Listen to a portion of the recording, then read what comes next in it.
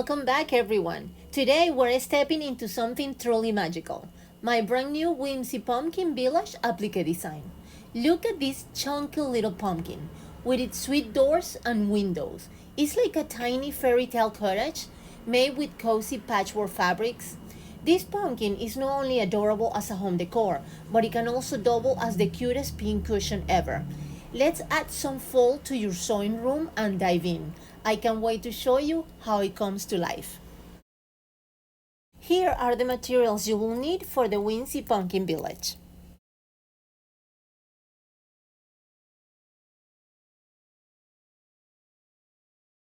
Okay, let's start by hooping one layer of tearaway stabilizer and then run the first spool color over the stabilizer.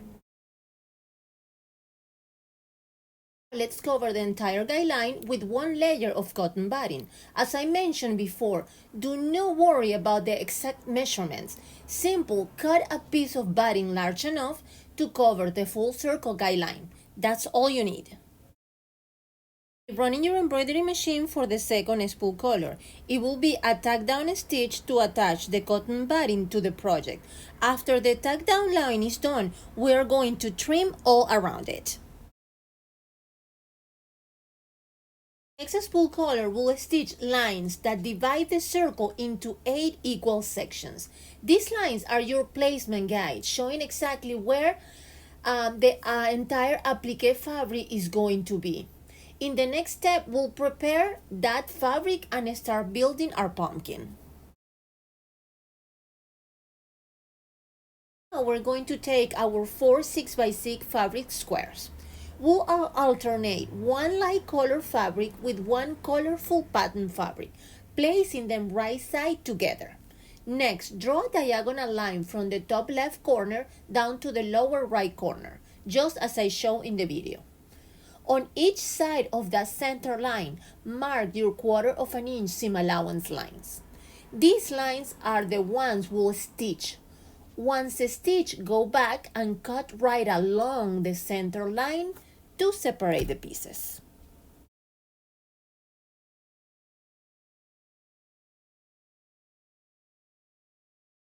You can see our straight lines are finished. Now we'll cut right along the center line to separate the pieces. Then gently open them up to reveal your fabric units. Now give your seams a good press with your iron so they lay nice and flat. After pressing, trim away the little corner pieces that remain from the seams to reduce bulk. Next, arrange your pieces so the color alternates. Light, bright, just as I show you in the video. Once they are arranged, sew together the top 2 pieces and then sew together the bottom 2 pieces as the video shows.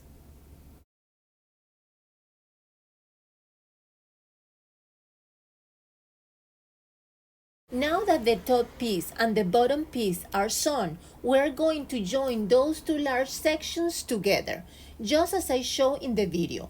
Once they are attached, give all the seams a good press so everything lays nice and flat.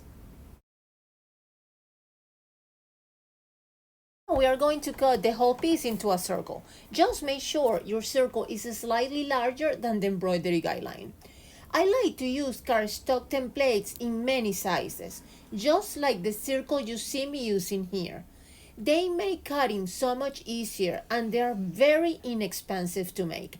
I use a waterproof cardstock that's sturdy but very easy to cut, and I link it for you in the video description. Once your circle is cut, also cut a 1-inch diameter opening in the center. This will help clear out the bulk from all the seams.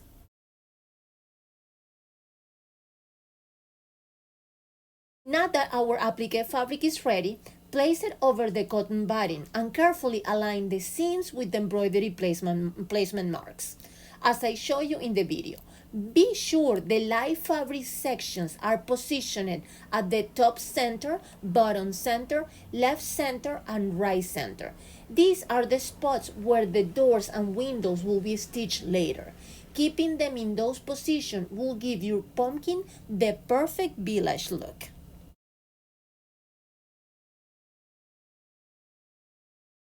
Next spool color, it will do a tack down stitch to attach the applique fabric to the project. Keep your embroidery machine running for the next applique guideline. This step will stitch the placement for the center pumpkin left.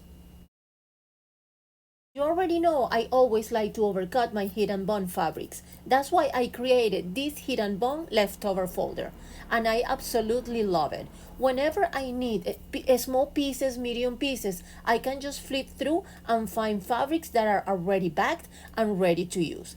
It's such a time saver, and it gives me a big variety to choose from for all my projects. For these pumpkins, the door, windows, and even the center leaf applique will all come straight from this handy folder.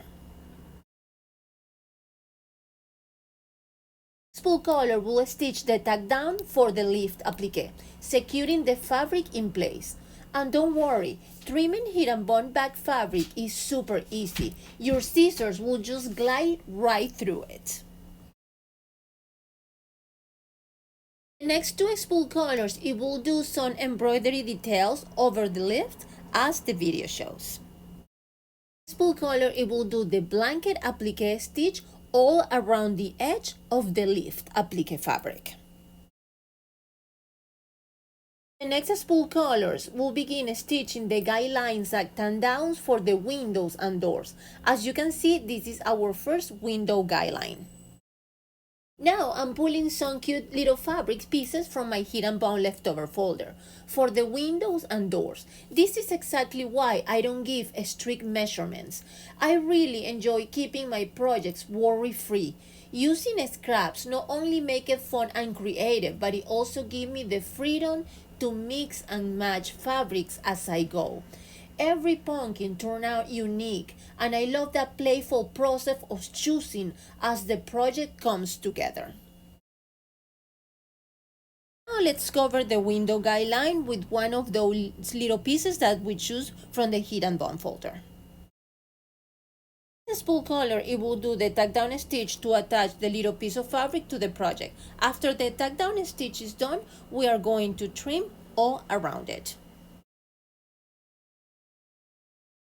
The spool color, it will do the blanket applique stitch all around the window. Running your embroidery machine for the next spool color, it will do the guideline for the big door and the bottom of the window.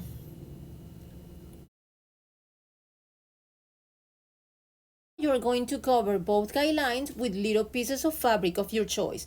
Then your machine will do the tack down stitch to attach those fabrics to the project. Then after that, you're gonna trim all around them.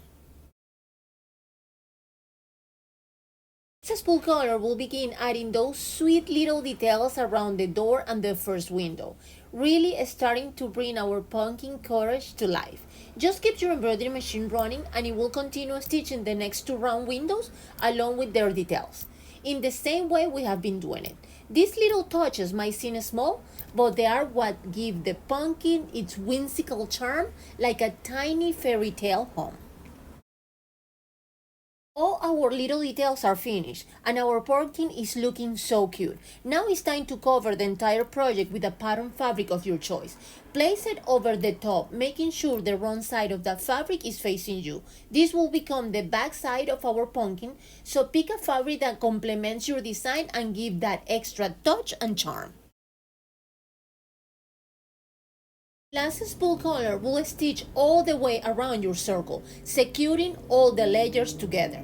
It will also leave a small opening, and that's where we'll turn the entire project inside out to reveal our chunky whimsical pumpkin. It's time to unhook your project. Carefully cut all the way around your circle, leaving about 1/4 of an inch seam allowance. When you reach the opening, be sure to leave the fabric just a little longer.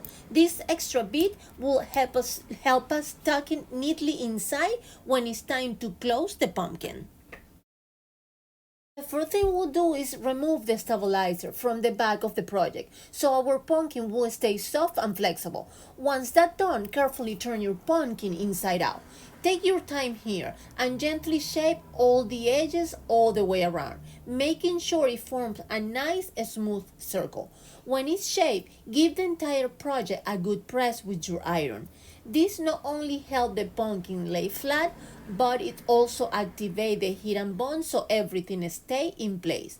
Taking these extra steps now will make a big difference later, because when we stuff the pumpkin, it will look soft, smooth, and beautifully rounded. Now it's time to start stuffing the pumpkin. Don't overfill it, but don't leave it too empty neither. You want just the right amount so that when you squeeze the pumpkin in your hands, it feels soft and full, but not too stiff. Take a little time to adjust the stuffing evenly all around your pumpkin so you can keep it nice and rounded. Once you're happy with it, close the opening either by sewing machine or by hand. This will neatly finish off the body of your pumpkin and get it ready for the final touches. Next, we're going to thread your cross stitch thread through the upholstery needle. Starting at the top center of the pumpkin, run the needle straight down through the bottom center. Then bring it back up to the top, down again to the bottom, and repeat this a few times. This will help anchor and secure the thread. Once it's secure, begin gently pulling on the thread to start giving the pumpkin that beautiful plus sectioning look. From the bottom, follow along one of the seams lines by threading the needle right through the edge of the pumpkin center leaf, just as I show you in the video. From there, bring the needle back through the center of the pumpkin and then down to the bottom again. Repeat this process seam by seam until you work your way around the entire pumpkin. With each pass, tighten the thread slightly so the sections stay neat and tidy. By the end, you will see your pumpkin take on that plum cushion look that makes it so charming.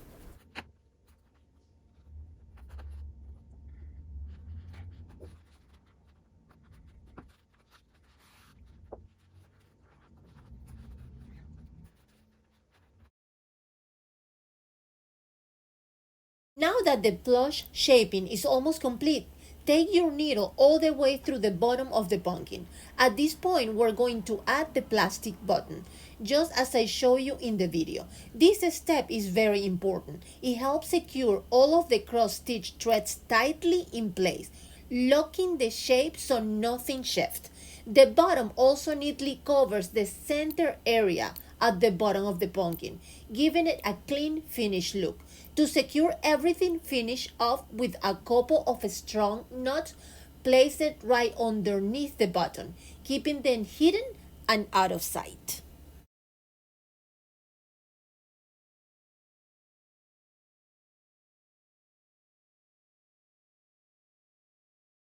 Now it's time for the final touches that make our pumpkin truly magical. Take your leaf ribbon or any decorative ribbon you prefer and cut them into 3 pieces, each about 4 inches long. If you like the exact leaf ribbon I'm using, I place a link in the video description so you can find it easily. Glue the ribbon pieces right into the center of the pumpkin, as I show in the video, arranging them so they drape nicely like a little vines. Next, take the small wood branch you pick from your backyard and glue it into place as the stem. This simple touch really brings the pumpkin to life. For one last charming detail, I have added a teeny tiny button to the door knob. It's such a sweet way to add character. If you love these miniature buttons, I also link them under the video description. Together, these little details complete the project and make your pumpkin look like a whimsical fairy tale cottage.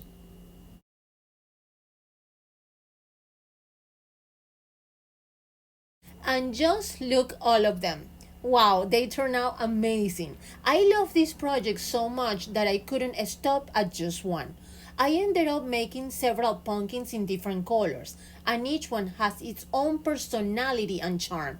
That's the beauty of this design. You can really play with your fabric choices and make a whole little pumpkin village. Plus, the designs come in 7 different hoop sizes, so you can create small ones for pincushions or largest ones for beautiful seasonal decor. They are chunky, whimsical, and honestly just so cute. I know you're going to fall in love with them just like I did. Now it's time for the sweepstake. Whimsy Pumpkin Village sweepstake is here. I'm giving away 3 adorable goodies that are just perfect for your fall stitching fun.